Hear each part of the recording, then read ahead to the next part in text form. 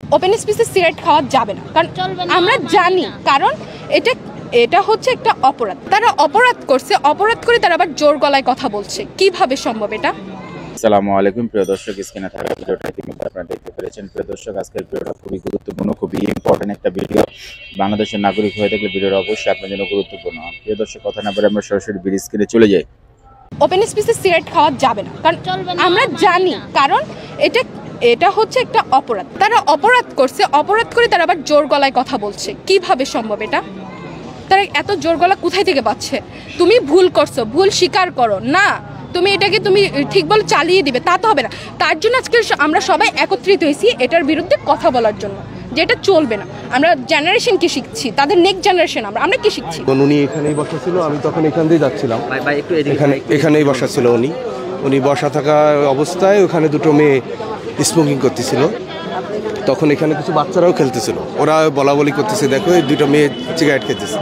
তখন ওই চাচা আগায় এসে বলছে যে বাবা, এখানে আমার বাচ্চারা খেলতেছে, এটা আমাদের পরিবারের লোকজন এখান থেকে যাওয়া আসা করে, এখানে প্রকাশ্যে ধূমপান করো না। বললেই সে খুব উত্তেজিত হয়ে যায়, আমার টাকা দিয়ে আমি খেতেছি, আপনার কি? চিল্লাচিল্লি এক পর্যায়ে সে কায়াব ছুঁড়ে মারে, প্রথম চা ছুঁড়ে মারে। RICL TMX, যুগের পর যুগ স্থাপনা থাকে মজবুত। চা ছুঁড়ে মারার পরে সবাই যখন বলছে আপনি এটা কি করলেন, তখন চাচা হয়তো একটু ক্ষেপে রেগে গিয়েছিল। তারপরে কাপ ছুঁড়ে মারছে, কাপ ছুঁড়ে মারলে তার এইখানে বেশ একটা ইনজুরি হয় এবং রক্ত, তার শরীরে জামাও রক্তে ভিজে যায়। তারপরে আমি ওনাকে কিছু সময় পরে ইনস্ট্যান্ট একটা ট্রিটমেন্ট দিয়ে ওনাকে শরৎ দিতে নিয়ে যাই। শরৎ দিতে যাওয়ার পরে ওখানে কর্তব্যরত চিকিৎসক তাকে কিছু ওষুধ দেয়, ব্যথার ওষুধ, রোলাক দেয় এবং গ্যাসের ওষুধ দেয়। এরপরে ওনাদের নিয়ে থানায় যাওয়া হয়। থানায় যে দুই পক্ষের সাথে বসে ওসি সাহেব মেটানোর জন্য বহু চেষ্টা করে, সে কোনো কথাই শোনে না।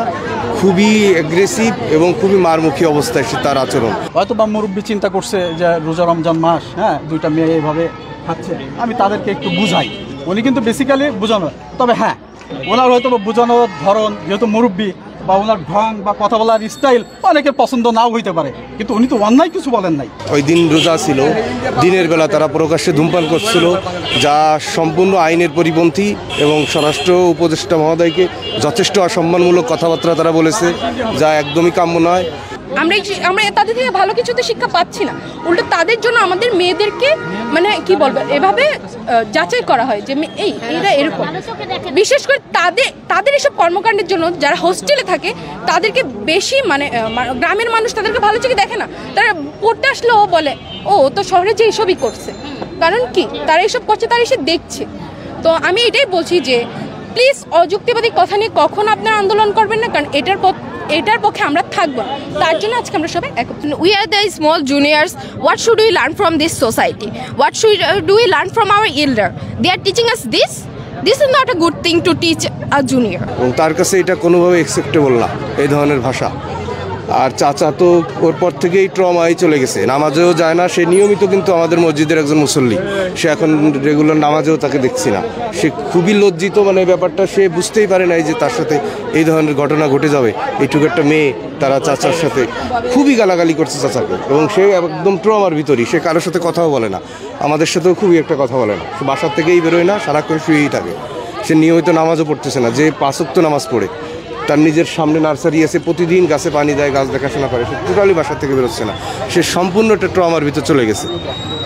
আর তারপরে তারা এখানে মিছিল করছে, প্রকাশ্যে ধূমপান করছে, মানে এখানে আমাদের বৃদ্ধাঙ্গুলি দেখায় তারা এগুলো করে গেছে এখানে। এরপর থেকে সে আরও অসুস্থ, এই ব্যাপারটা মানে সে সুইসাইডের অবস্থায় চলে গিয়েছিল। সে এরকম একটা অবস্থা এই বয়সে এসে, যে আমি কি করলাম, আমার জন্য আজ এতগুলো মানুষ হেনস্থ হচ্ছে, আমাদের এখানে সাংবাদিক আসতেছে, বিভিন্ন মানুষ আসতেছে, মেয়েরা এসে এখানে ওপেন সিগারেট খেয়েছে, এরা মিছিল নিয়ে গেছে, আজে বাজে কথাবার্তা বলছে চাচাকে নিয়ে, যা আমরা অবশ্যই আপনারা শেয়ার করে দিবেন। আপডেট ভিডিও পেতে চাইলে 90 মিনিট চোখ রাখবেন। ভালো থাকবেন, সুস্থ থাকবেন, এগুলো এখান থেকে বিদায় নিচ্ছি।